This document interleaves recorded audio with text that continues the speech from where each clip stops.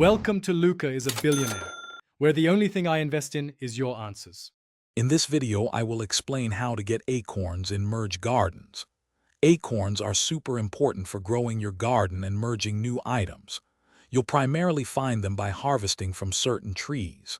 The oak tree is your best friend here, so keep an eye out for those.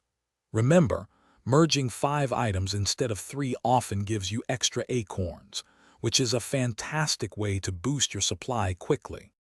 To really boost your acorn harvest, focus on merging your oak trees.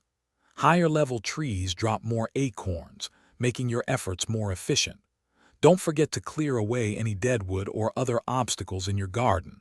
Sometimes, valuable acorn sources are hiding underneath.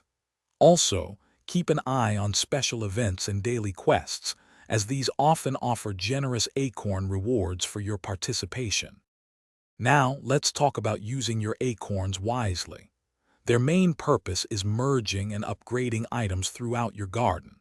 It's smart to prioritize merges that open up new sections of your garden or create items that generate other valuable resources.